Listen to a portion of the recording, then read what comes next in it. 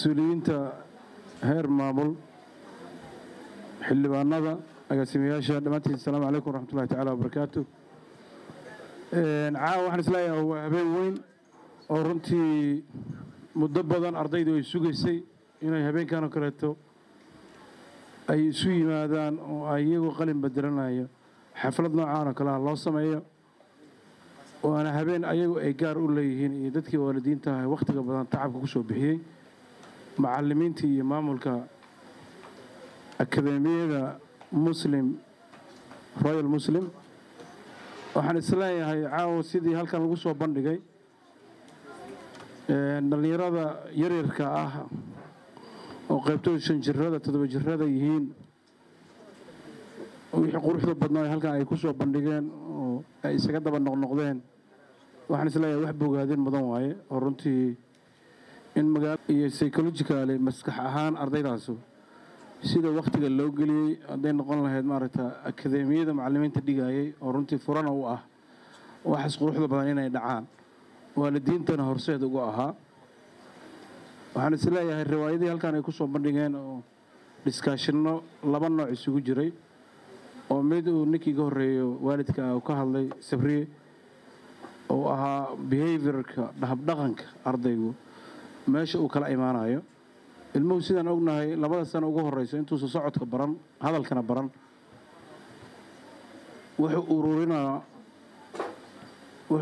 xog ururina waa sida waa server oo kaleeto xog ururina xogtaas uu ururinayana waa xog hadhow uu soo ku hadli doono ilmuhu marka 2 sano gaaro marka hadalka iyo socodku bilaabo waa meesha laga yiraahdo Soomaaliya ka tiraahdo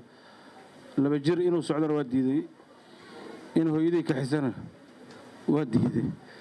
marka waxba ku jira markaas waxba isbida bidaalkaas keenaya marka inuu xooga madax taago oo isiraahdo aswadi kartaa ilmaha marka halkaan lagu soo bandhigay oo behaviorkaas guriga laga imaanayo waalidku hadduu soo waqti gelin ilmihiisa marka oo uusan isagu waqtiga uu gelinayo uusan si deliberate oo si maarata ula jeed ah wala kac ku talagal ah uusan u gelin oo hooyadii matalan ay sheeko ama TikTok ama social media kale to ay ka duufsado bilaadankan waxa ugu qiimaha badan oo haysto raasumaalka xoolaha ma waa waxa dhaxalka uu reebayo waliba dadka ah dadkaas uu reebayo bilaadanku marka qofka bilaadanka cimri dhirkiisu halkaas ku jira ama Soomaalidu ka tiraahdaa waari meesida warka haro macnaheedu waxa waaye warakaarada awlaadiina waa muhiim ina wax kale oo project iyo ka tagtid nolosha uga tagtid oo lagu xasuustan waa muhiim marka waxa ugu muhiimsan laakiin xoog la saaro waxa waaye qofku inuu ka tago walad saalax waa maxay waa ilmo wax la baray bulshadina wax taraayo isaga naftiisana wax istaraayo waxaan isleeyahay marka inay waalidku ku baraarugsanaadaan dacalka ay ka leeyihiin arrintaas waa muhiim qodobka kaleeto macallimiintii sidaan aragnay u tarbiyeen oo habraacyada ilmahaas ay marayeen oo qayb xifdis ahayd qayb warqad iyo buug laga akhrinayo ahayd kulli waxay ku tusayeen dhaqan wanaagsan iyo aqli maaragtay gaamuray iyo biseel iyo hibo in lagu soo barbaariyay oo dadka soo barbaariyay yihiin oo macallimiinta dad in loo mahad celiyo mudan yihiin haddii ajnabi yihiin iyo haddii dad Soomaaliyeed ay yihiin halkaas markaan dhaqanka uga baxo qodobka kaleeto ilmaha soo bandhigay wuxuu ahaa qodob ku saabsan macallinka ahmiyadda macallinka iyo qiimaha uu leeyahay sidaan ognahay qofka bilaadanka Soomaalidu inta badan waan ogtahay qofka bilaadanka sumcadiisa kama soo haro sumcaduna wax lacag lagu goyn kara ma su'aalaha markay isweydiinayeen waxa ahayd yaa dadka ugu fiican oo mid uu ahaa police ninuu gudoomiye degmo ahaa ninuu ahaa dhakhtar iyo qof kale ta ku jira madaxweyne ahaa intuba qof walba wuxuu lahaa aniga dadka ugu fiican masraxiyada halka ay ku soo bandhigayeen markii ugu dambeysay wuxuu ku soo gabagabeeyay inuu macallinka ugu fiican yahay wana run oo gabigoodba waa tayo iyo natiijo ka timid macallin tababaray waxaan aaminsanahay ardaydaas hadda halkan ku soo bandhigay maanta caawo aqoontooda halkan ku soo bandhigay oo runtii aan isleeyahay laxjaclo badan iga hayso aan isleeyahay maasha Allah wax la quuri kara aan ahayn haday xifdis noqoto iyo haday fahan noqotoba waxaan leeyahay halkankiina halkaas ka wada waliba sida quruxda badan yarkii kale isagana talantalinay oo maaragtay xafladda isku xiraha ka ahaa oo yarka ahaa sidoo wax u habeenay dad kala dhacan ma ahayn waxaan rabaa marka inaad dadka reer Gurceel waalidiinta iyo mas'uuliyiinta halkan jooga inaan iraahdo ilaahay khayr idin la soo doontee faraha ku qabsada oo gacmaha ku qabsada intaas waa iska dardaaran iyo bogaadin sidaan ognahay Soomaalida inta badan waagii hore miyiga la joogay waxbarashadu waa yareed xilli qofka wax qora uu ahaa qofka ugu qiimaha badan dadka la soo maray sida ogtiin qoraaga Soomaaliyeed Nuuridiin Faarax intiina taqaanana waa taqaan intiina aqoon haddaan caawa wax yar oo qisaan rabaa inaan idin kaga sheego Nuuridiin Faarax waa nin qoraayo Soomaaliyeed afka Ingiriiska wax ku qoraa buug wuxuu leeyahay la yiraahdo feerti qalloocneed Crooked Trip buugaas oo buug literature-da East Africa meel fiican ka galay dadka literature-riska Afrika marka la qiimeynayana dadka kaalimaha soo galay ku jira Nuuridiin marka magaalada Qalaaf ku dhashay Nuuridiin marka qoraalka sida wax loo qoro yaqaan waa somewhere 1900 afartamiyadii meelahaas waa kontomiyadii maybe 70yadii inay tahay specific time ma aqaan inay waqtigeeda goonida laakiin waqti fog waa marka nina u yimid wuxuu yiri waxaan rabaa inaan fariintan ii qortid fariinta marka waa nin iska yar wax qoro wixii loo sheegay inuu qoro waayo isagu wax ma alifan kara moogta masuuliyadda saarana waa intaas ninkan u keensadayna intaas ugu keensaday ninkii wuxuu yiri islaantiisii ka tagtay oo magaalada Beledweyne aaday oo yiri islaanteedii aan rabaa inaan warqad iigu qortid waayahay yiri bal soo daa wuxuu yiri islaanteedii waxa u qortaa oo u sheegtaa muddo 3 casho hadaysa ku imaan Beledweyne ugu imaana lugta qadan way jabina cunigaana waa yar yahay ilmo yar waa ciqaab iyo punishment iyo waxaas waa dhibayaan moogta isagii wax turjumay marka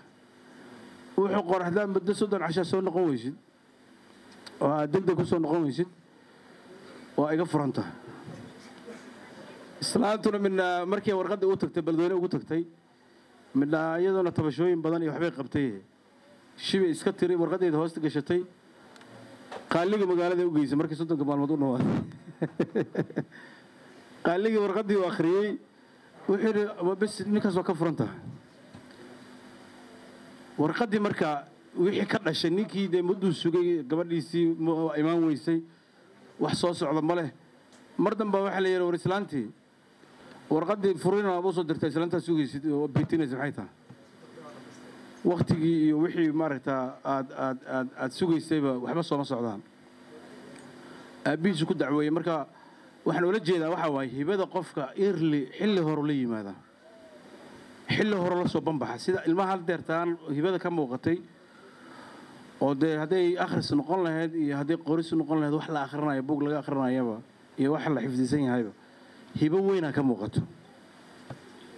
waxaan isleeyahay aaminsanahay ilmahaas inay meel fiican gaari karaan mustaqbalka haddii waalidka uu garab taagan yahay ilmuhuna waxa ugu weyn oo la jeclaysto waa hooyada aabbaha ma sababta keenaysana waa hooyadu inta ay ilmaha u dul qaadan karta aabuhu ma dul qaadan karo at least waa dad saaxiiba oo kale hooyada iyo ilmaha waxa marka waalidiinta halkan fadhiyo waliba hooyooyinka leeyahay ilmaha waqti galiye waxaan isleeyahay sheeko kale yar inaan ugu faa'iideystaan rabaa oo aan ku soo gabagabeeyo sheekaas marka waa sheeko tii hore ka duwan nin senator Mareykanka u tartamay madaxweyne oo la yiraahdo Ben Carson madowga Mareykanka madowga senatorna soo noqday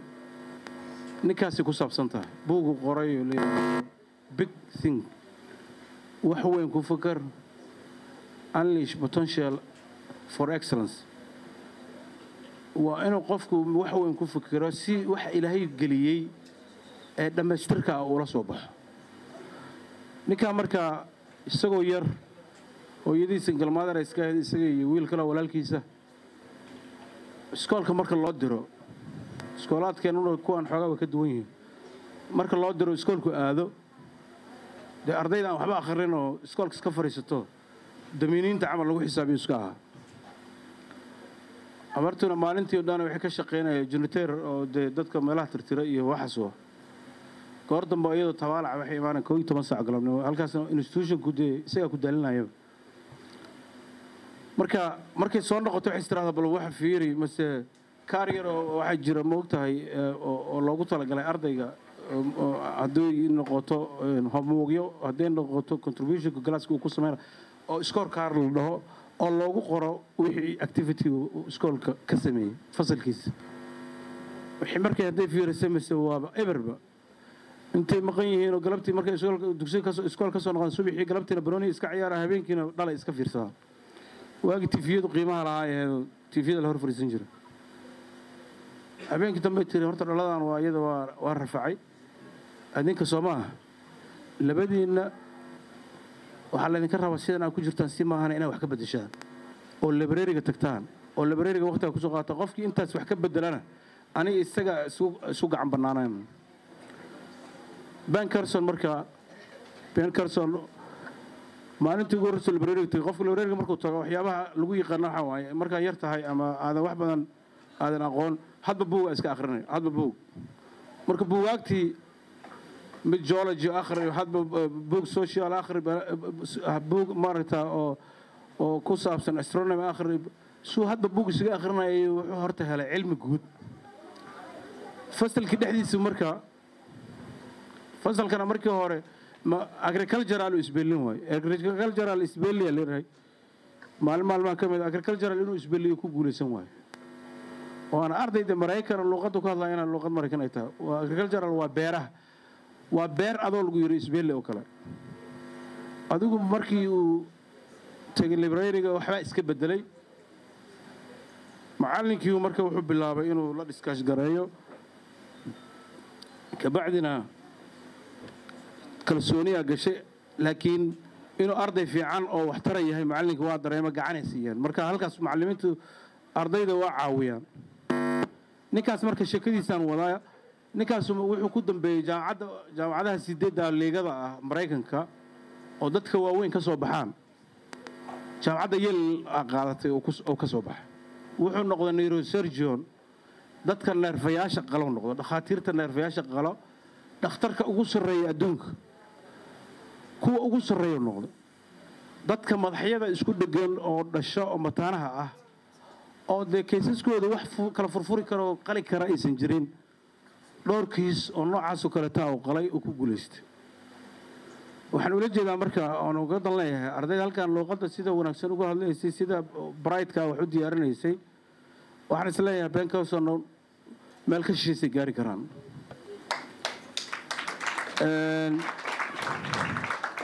waxaan idinka rajaynaa inaan halkaas ka wadaan hadduu ilaahay idmo waxbarashada private sector-ka waxbarashadu qaybna waa public waxaan arkay xildhibaanka xoogaa iskoolaadkii kale ay xoogaa wax duray waxbarashadu qaybna waa private oo qayb lacag adag lagu dhiganayo lacagta adag lagu dhiganayo waxay ku saamaxaysaa in macallimiin lacag badan la siinayo oo tayo leh ay yimaadaan qaybta public-ga laakiin waa qaybta lagu baranayo dadka majority-gana qaybtaas wax ku bartaan oo qayb lagu baranayo ilaahay dartiis iyo wax ma haysaa iyo xad ku oranayso soo xaadira lagu leeyahay dadka badanna dad wax awooda ma waxaan markaa aan halkaas isleeyahay waxbarashaduna waa tilmaanta qof walba siduu tilmaamaha uga faa'iideystay ku xiranta guushiisa hadday public tahayna tilmaantaada haddaa ka faa'iidaystid waxa gaaray meel fiican oo dad badan public ka soo baxay ninka odayga inuu adeer u yahay in walaalkiis yahay ma aqaan sabriye oo wasiirka arrimaha gudaha noqdo ka sheekeynayo matabaan laga qoray markii dambena magaalada Samareeb waxbarashada ka qaatay ilaa gaalkacyo hadduu kaaga sheego markuu ka sheekeynayo waa yaabe micnaha waxbarashadaasna public ah isagana darajadu gaaray waa taqaanaa kamera weyn isgaarsiin uu sameeyay wasiir arrimo gudaha noqday nin guulaysto uu ka yahay dadka dhexdiisa waana yahay runtii